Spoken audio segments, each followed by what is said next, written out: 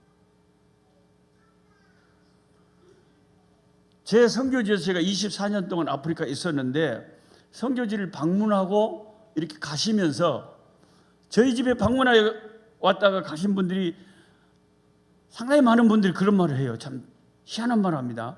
노록수 선교사님, 우리가 이번에 와서 겪어보니까 노 선교사님보다 사모님이 훨씬 더 좋네요. 사모님이 좋대. 사모님이 누구요? 우리 각시당께. 그러면 그 말을 들을 때 제가 기분이 좋겠어요? 나쁘겠어요? 네, 좋단 말이 맞지. 나쁘다고 생각하는 사람은 이상한 사람이요. 우리 아들을 보고 참 그 노목사보다 그 아들이 더 잘생겼네. 그러면 좋겠어요? 안 좋겠어요? 좋지. 그러니까 정말 인생의 복은요, 내가 좋은 것보다 나하고 함께 있는 사람들이 좋으면 더 좋은 거죠. 아내가 복되고 남편이 복되고 자식들이 나보다 귀하고 좋은 친구들이 있고 이 사람들의 인생이 복된 인생이에요.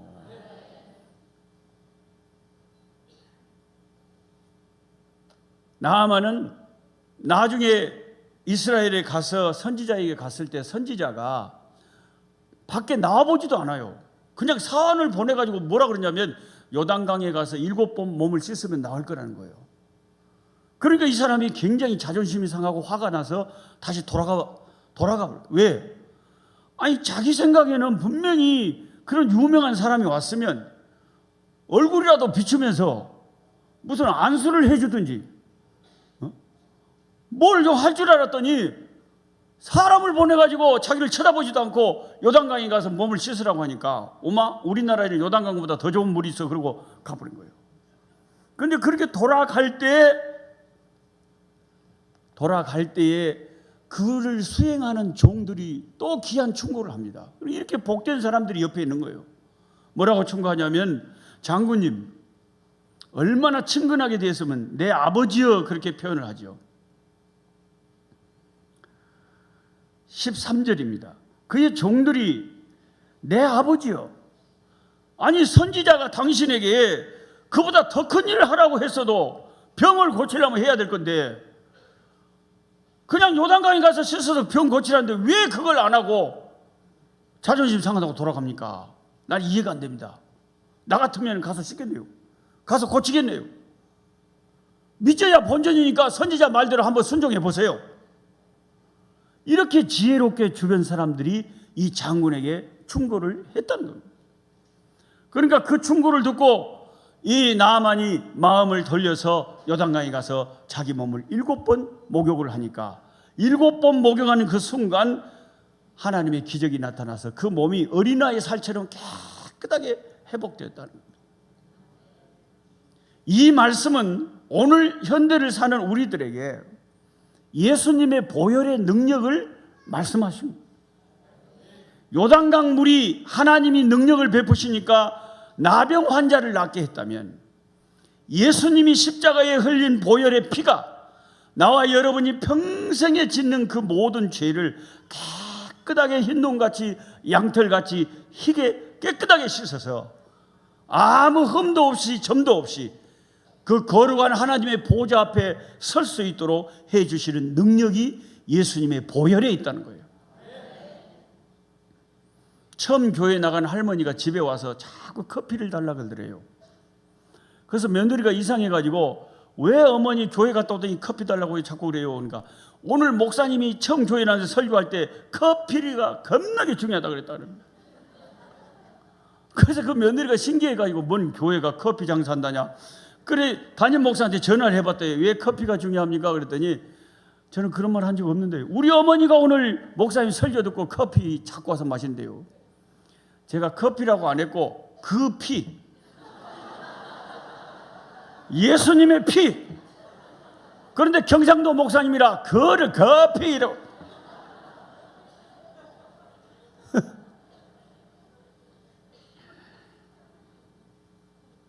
요셉은 어려운 사람이라 그래야 될 건데 어려운 사람은 목사님은 분명히 커피라 그랬는데 할머니는 커피로 들은 거예요. 커피에는 아무 능력이 없고 예수님의 피에 능력이 있는 줄 믿습니다. 예수님의 피밖에 없는 거예요. 예수님의 그 피가 내 평생의 죄를, 그 영적인 나병 환자 같은, 내 문둥병 같은 내 죄악의 모든 그런 흔적들을 다 깨끗하게 씻어버립니다. 하나님의 나라는요, 거룩하지 못하면 못 들어가거든요. 근데 여러분 다 천국 갈 확신이 있으시죠? 그 확신이 어디서 왔느냐? 요단강이 나만 장군의 문둥병을 깨끗하게 했다면 예수님이 십자가에 흘린 그 피가 나의 죄를 깨끗하게 하신다. 그 믿음이 있기 때문에 내가 그 거룩한 나라에 들어갈 확신이 있는 거죠. 그런데 이 장군이 그 놀라운 기적을 체험하고 이제 그 선지자에게 와서 감사한 거예요. 이제는 내가 알았는데 이스라엘 사람들이 섬기는 신이 진짜 신이고 유일한 신이라는 거예요. 자기 평생에 자기 나라에 돌아가더라도 이제 이스라엘 나라의 땅의 흙을 가지고 가서 하나님께 예배하고 하나님만 섬기겠다는 거예요. 혹시 내가 장군이기 때문에 임금을 수행해서 어디를 갈 수도 있지만 그건 내 본심이 아니고 나는 여호와만 섬기겠습니다. 완전히 은혜 받아가지고 하나님께로 돌아오는 역사가 있었어요. 제가 선교지에 24년을 있다 보니까 아프리카에 한국보다는 선교지가 더 기적이 많이 일어나요. 아주 놀라운 기적이 많이 일어나요. 제가 개인적으로도 그렇고 함께 일하는 종들도 그렇고. 저 같은 경우에는 지금 여러분이 보기에 멀쩡하지만은 제 몸이 뺐다고가 10개가 불라져가지고 제가 장애인이에요, 장애인. 그래서 여기 오늘 차 몰고 온 것도 장애인 다 표딱지 붙여갖고 왔어요. 근데 그 흑인 나라에서 설교하러 주일날 오늘 같은 날 가다가 차 교통사고가 나가지고 차가 7번 빙글빙글 미끄러져 굴러가지고 언덕 밑으로 처박혀버렸어요. 저는 그 자리에서 기절해버리고 정신을 잃어버리고 나중에 보니까 내 몸에 뼈가 10군데가 부러져 있어요. 그러니까 정신을 잃어버릴 수가 밖에 없죠. 그 나라 경찰이 와서 끌어내가지고 잡아내가지고 나를 앰뷸런스에 싣고 병원으로 가는데 오후에 일어난 사고인데 병원이 가까이 있지가 않잖아요. 아프리카는. 밤 12시가 다 돼서 병원에 도착을 했어요. 계속 피 흘리고 아무리 목마르다고 물을 좀 달라고 해도 안 줘요. 왜냐하면 창자가 터졌는데 물을 준다. 그럼 죽는데요. 일단 몸이 어디가 터지고 어디가 아팠는지를 확인을 해야 뭔 조처를 취하는 거예요. 물도 안 줘요. 피를 너무 많이 흘려놓으니까 얼마나 몸이 이 목이 마른지 모르겠어요. 근데 나는 이제 무슨 생각이 드냐면 병원에 가는 도중에 분명히 내가 숨이 끊어질 거다. 그럼 어떻게 해야 되겠냐? 죽기 전에 기도를 해야 되겠다. 그래서 제가 거기에서 스데반 집사 같은 기도를 한 거예요. 스데반 집사 흉내라도 내고 죽자. 예수님, 내 영혼을 주님 손에 부탁합니다. 그 기도만 계속되는 거예요. 곧 숨이 끊어질 것 같아요. 그때는 벌교에 있는 엄니 생각도 안 나고 마누라 생각도 안 나고 자식 생각도 안 나요. 사람이 어느 정도 희망이 있을 때 그런 가족 생각이 나죠. 진짜 딱 죽는 순간에는 이제 예수님 만날 건데 예수님밖에 생각이 안 나요. 주여 내 영혼을 받아 주옵소서. 이제 주님 앞에 가는 거예요. 나는 그렇게 기도했는데 주님이 조금 있다 오너라 하고 살려주신 거예요. 그래서 그 아프리카 병원에서 한국 돈 5천만 원 넘게 돈이 들고 한 계절이 지나가도록 병원 천장만 쳐다보고 24시간 하반신이 마비된 채 그렇게 있었어요. 처음에는 휠체어 타고 조금씩 이렇게 남이 밀어서 다니다가 하나님의 은혜로 이렇게 걸어서 여기까지 온 게 하나님의 기적인 줄 믿습니다. 10군데 부러진 뼈를 잇기는 수술을 하는데 한 번에 다 못하고 3번에 걸쳐서 나눠서 하는데 3번째 수술할 때 문제가 생겼어요. 아침 8시에 수술실에 들어갔는데 오후 5시에 마친다고 의사가 했는데 우리 아내가 밖에서 초조하게 기도하면서 기다리는데 오후 6시, 7시가 되도록 수술실에서 수술이 안 끝난 거예요. 왜 의사가 그렇게 오랜 시간을 끌었느냐? 등뼈가 불러져서 신경 같은 걸 있는 게 굉장히 어려운 수술인데, 수술은 마쳤는데 환자가 깨어나지를 않고 혈압이 올라오지를 않아요. 혈압이 떨어져가지고. 혈압이 떨어져서 안 올라오면 죽는 겁니다. 그래서 의사가 너무 겁이 나니까, 이러다가 딱 숨이 끊어지면 이제 자기 책임이니까 우리 집사람 보호자인 우리 집사람한테 와서 뭐라 그러냐면, 환자 수술은 마쳤는데 기도하십시오. 나도 할 수가 없습니다. 환자가 혈압이 떨어져서 혈압이 안 올라옵니다. 정신도 안 돌아옵니다. 마취 시켜놨잖아요. 지금 돌아와야 되는데 안 돌아옵니다. 혈압이 떨어져서 안 올라옵니다. 그때 우리 아내가 너무 조급해가지고 병원에서 발을 동동 구르면서 기도하는 거예요. 하나님, 데리고 가려면 사고 현장에서 데리고 가지. 뭐더라고 수술을 3번이나 시켜갖고 병원에서 데리고. 하나님 살려주세요. 그 우리 아내는 뭐 어떻게 할까, 이거 아프리카에서 죽는다는데, 혈압이 안 올라온다는데. 그렇게 정신없이 기도하는데 그 순간에 내가 비몽사몽간에 환상을 보는 거예요. 어떤 환상이 나타나냐면, 소뚜껑 같은 큰 손이 공중에서부터 내한테 다가오더니 내 심장을 딱 만지는 거예요. 그래서 내가 속으로, 저 손이 무슨 손인가? 왜 내 심장을 왜 만질까? 그걸 의아해하고 있는 순간, 그 손이 내 심장을 만지는 그 환상을 보는 순간 제가 혈압이 정상으로 탁 올라오고 정신이 확 돌아오죠. 그럼 의사가 박수를 치고 우리 집 사람이 막 난리를 치고 울고 불고 난리가. 아니, 남편이 살아났다는 거예요. 그리고 무슨 일이 있었는지 그 이야기를 하는 거예요. 정신이 돌아온 나한테. 그때 내가 속으로, 그 손이 주의 손이었구나. 주님의 능력의 손이 내 심장을 한 번 딱 만져주니까, 이게요, 나중에 알게 된 사실인데, 혈압이 떨어지는 것은 심장이 제대로 박동을 안 하니까 혈압이 떨어지는 거예요. 심장이 제대로 박동이 해야 혈압이 제대로 돌아갈 건데, 심장이 그렇게 약해져 버리니까 혈압이 떨어져 버립니다. 그럼 죽는 거죠. 하나님 그걸 보여주신 거예요. 하나님의 손이 나를 만지시면 내가 치료받는다. 할렐루야. 짐바브웨에 가서 어느 시골에서 이 흑인들 이렇게 모아놓고, 거기는 전기가 없으니까 제가 타고 간 차를 헤드라이트를 켜놓고 밤에 집회를 하는데 어마어마한 사람들이 모였어요. 그 마을 사람들, 막 주변 사람들 다 왔어요. 그 사람들에게 설교를 하는데, 거기 함께 있는 짐바브웨 출신의 흑인 목사님 데이빗 목사님이 자기 간증을 저한테 하는데 놀라운 간증을 들었어요. 노 목사님, 여기가 우리 동네입니다. 그분이 나를 초청했거든요. 그 집에서 잤어요. 근데 너무너무 시골 지역입니다. 짐바브웨 딩가라고 하는 지역인데요, 거기에서 빅토리아 폭포가 그렇게 멀지가 않습니다. 근데 말라리아가 창궐을 하고 너무 가난하고 힘든 나라인데, 자기가 그 마을에서 기독교인이 돼가지고 총각 집사를 하고 결혼을 해서 이게 아이가 이제 임신이 돼가지고 자기 아내가 아이를 낳는데, 너무 열악한 환경에서 병원도 없고 해가지고 집에서 애를 낳는데, 애를 낳다가 아이는 낳았는데 자기 아내가 숨을 거둔 거예요. 얼마나 충격을 받았겠어요. 이 아이는 어떻게 하고? 여자아이가 나왔어요.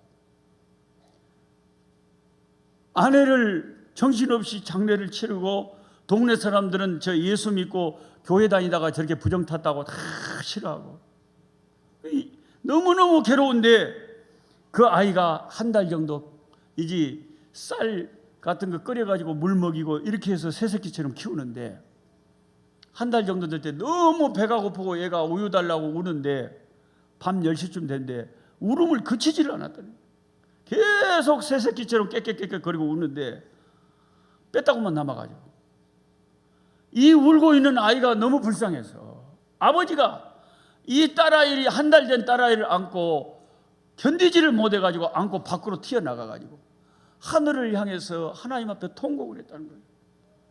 그래서 혹시 여러분 가운데 지난달 올간 보신 분은 제가 거기에 그 간증을 써놨어요. 아이를 안고 하늘을 보고 통곡하다. 제가 매월 지금 올간 거신의 선교지 이야기를 지금 게재를 하고 있어요. 하나님, 하나님이 살아계신다면 이 아이 좀 먹여 살려주세요. 먹일 우유도 없고 엄마도 없고 아이는 울어가 지쳐가는데 이 아이까지 죽이시렵니까 하나님? 창세기에 보면은 하갈과 이스마엘이 광야에서 굶주리고 목말라서 죽어갈 때 천사를 보내서 살려주셨잖아요. 하나님 우리 아이 좀 살려주세요. 그렇게 울면서 아이랑 같이 끄끄 울면서 기도하는데 성령께서 자기 마음속에 확신을 주시고 평강이 오는, 내가 네 아이를 키워주겠다. 내가 네 아이를 살려주겠다. 그 하나님이 마음에 주신 확신이 생기는데 그 순간 아이가 울음을 그치더라는 거예요. 울음을 그치고 잠이 드는 거예요. 지쳐가지고. 그래서 잠든 아이를 방에다 갖다 눕히고 잠을 자고 아침에 일어났는데 아침에 하나님의 천사가 당도한 거예요.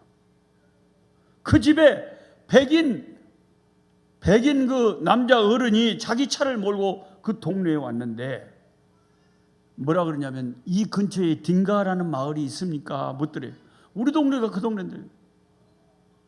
제가 어젯밤 10시, 그러니까 이 집사님이 아이를 안고 통곡하고 기도하던 그 시간입니다. 내가 어젯밤 10시에 술집에서 술을 먹고 있었습니다. 이 사람은 하나님을 믿는 사람이 아닙니다. 불신자예요. 술을 먹고 있었는데 술 딱 마시고 술집을 나오는데 신이, 어떤 신인지 모르지만 자기 마음에 음성이 들렸다는 거예요. 뭐라 그러냐? 너는 지금 마케트에 가서 어린 영아가 먹을 수 있는 분유를 네 차에 가득 채워 사서 딩가라는 마을로 가서 전해줘라. 이 신의 음성을 들었다는 거예요. 그래서 이 말을 안 들으면 자기가 죽을 것 같더래요. 그러니까 한 번도 교회를 다녀본 적도 없고 신도 모르는 이 사람이 그 음성을 듣고 차에다가 가득 어린아이가 먹을 수 있는 우유를 신고 밤새 딩가라는 마을을 물어보러 찾아온 거예요. 그 집사님 앞에서 차가 고장나가지고 지금 집사님한테 묻고 있는 거예요. 집사님이 그 차 안에 문을 열어보니까 가득 아이가 먹을 수 있는 우유가 차 있는데 그 모습을 보고 엉엉 울었다는 거예요. 하나님이 보내셨구나. 하나님이 보내셨구나. 어젯밤 10시에 우리 아이하고 내가 통곡하며 울 때 하나님이 내 기도를 들으셨구나. 믿지도 않은 천사를 보내. 그 백인 아저씨가 그 이야기를 듣더니 자기가 놀래 자빠져가지고 자기도 교회 다니고 예수 믿어야 되겠다고 하나님께 돌아오고는 뭐라 그러냐면 그 아이를 제가 우리 집에 가서 데려다 키우면 안 되겠습니까? 어차피 이 우유는 또 떨어질 건데 하나님이 그렇게 사랑하는 아이라면 제가 키우고 싶습니다. 다 크면 내가 다시 아버지께 보내드릴게요. 그래서 그 백인 아저씨가 이 아이를 데려다가 자기 집에서 양녀로 키운 거예요. 초등학교 4학년 다 컸을 때 아버지한테 돌려보냈어요. 지금 이 아이가 커서 뭐 하느냐? 유럽의 어느 의과대학에 의사 되겠다고 지금 다니고 있어요. 할렐루야.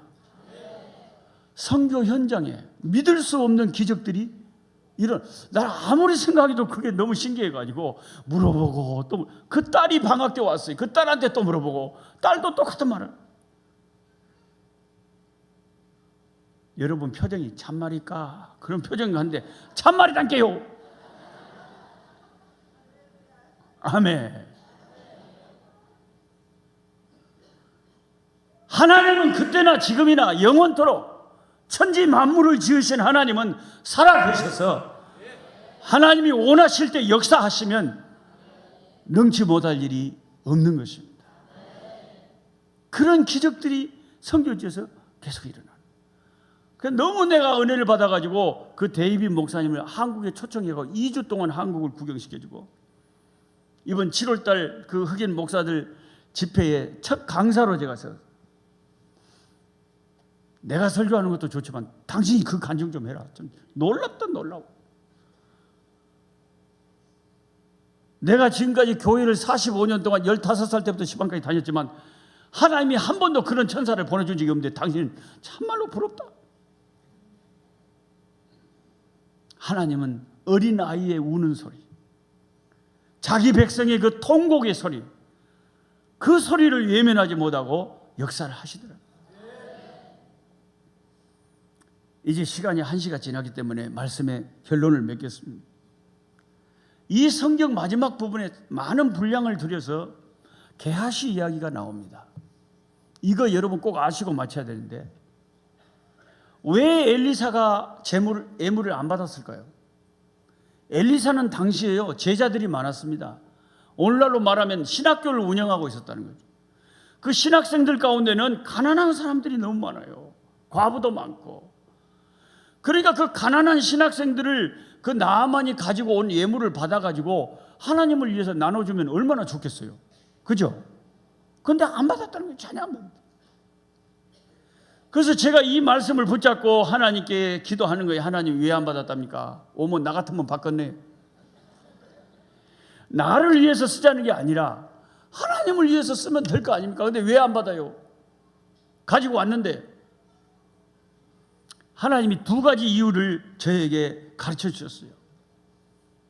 첫째는 이 나아만이 예수를 믿고 지금 처음 은혜를 받았는데 초신자다면 초신자에게 하나님이 자기 종을 통해서 뭘 가르치고 싶냐? 기독교의 복음은 대가를 치르는 게 아니다. 예수님의 핏값으로 얻은 구원이고 그것은 공짜로 얻는 구원이다. 그 돈을 주고 사는 게 구원이 아니다. 하나님의 복음은 자유롭고 누구나 대가 없이 받는 것이라는 것을 그 초신자한테 확실히 인식시켜주기 위해서 아무것도 받지 않았다는 거예요. 여러분, 복음은요, 내 무슨 대가로 받는 게 아니고 예수님의 십자가 공로로 구원을 받는 것인 줄 믿습니다. 2번째 이유가 뭐냐? 게하시의 믿음 없는 것을 드러내고 싶어서 하나님이 엘리사에게 영감을 준 거예요. 받지 마라. 나중에 알고 보니까 엘리사가 그 예물을 안 받으니까 자기 밑에서 일하는 사환 게하시가 선지자한테 물어보지도 않고 거짓말로 가서 뒤에 쫓아가가지고 우리 선지자의 마음이 바꿔졌어요. 시방 방문객이 왔는데 돈 좀 필요하대요. 얼른 주고 가시오. 그래가지고 그 사람에게 예물을 지가 받아가지고 자기 집에 갔다가 숨겨놓고 시집이 딱 되고 선지자 앞에 나온 거예요. 선지자가 물어봐서 어디 갔다 왔냐? 아무도 안 갔다 왔어요. 여러분 한번 생각해 보세요. 이 참 믿음이 신비한 건데, 보통 상식적으로 저와 여러분 같으면요, 자, 문둥병자가 와서 선지자가 한마디 하니까 그게 기적적으로 나와버렸어요. 그러면 우리가 게하시라면 은혜를 받겠어요? 시험을 받겠어요? 은혜를 받지. 야, 하나님은 살아계시는구나. 하나님의 역사가 놀랍구나. 그리고 더 하나님을 두려워하고 더 하나님을 잘 섬겨야 될 건데, 그런 기적의 현장에서 은혜는 안 받고 돈의 욕심만 가득 차가지고 엄마 이거 이 아까운 것을 왜 안 받아고 자기가 가서 받아버렸대요. 하나님이 받지 마라 그랬는데 하나님 뜻도 모르고. 그래서 어떻게 됐어요? 그 나만의 병이, 그 문둥병이 게하시에게 들어갑니다. 그는 저주받은 인생이 되고 다시는 하나님의 종과 함께 일할 수 없는 사람이 돼버린 거예요. 여러분, 그 사람의 신앙의 실력을 알려면 돈을 가지고 시험해 보는 경우가 하나님도 참 많습니다. 우리 은왕교회는 지금 이미 예배당이 지금 지어져 있잖아요. 보통 2층 교회에 다니던 교인들이요, 목사님이 예배당 지읍시다 하면 한 절반이 떨어진대요. 그 사람들은 돈의 희생, 이 세상에 있는 이 물질, 이게 나는 너무 중요한데 믿음 없는 것이 물질적인 문제로 하나님께서 시험을 해보면, 테스트를 해보면 딱 드러난다. 말씀을 마치겠습니다. 이스라엘에서 온 한 소녀는 그렇게 믿음이 좋아서 확신을 가지고 내 주인이 이스라엘에 가면 선지자를 만나면 틀림없이 치료받을 것이다, 이 확신이 있었고 그 확신이 맞았습니다. 그런데 정작 이 능력 있는 종과 함께 날마다 같이 동역하는 게하시는 은혜를 못 받은 심령이었어요. 교회 나온다고 다 은혜 받는 게 아닙니다. 똑같은 설교를 들었는데 어떤 분들은 은혜 받았다고 난리인데 어떤 분은 나가면서 인사하면서 뭐라고 하잖아요. 너 목사님 설교 좀 이제 많이 좀 하세요. 표준말 좀 배우세요. 아주 뭐라 합니다. 그럼 내가 속으로 뭐라 그랬어요? 지가 한번 해보지. 제가 그랬잖아요. 믿음으로 감사하고 믿음으로 만족하고 믿음으로 기뻐하면 하나님의 은혜를 주실 건데 자꾸 자기가 그 은혜를 저버린 말을 하고 행동을 하는 거예요. 게하시 같은 사람 돼서는 안 됩니다. 여러분이 은혜로운 교회, 은혜 생활하면서 은혜 받으면 좋잖아요. 다 같이 기도합니다. 오늘 말씀을 붙잡고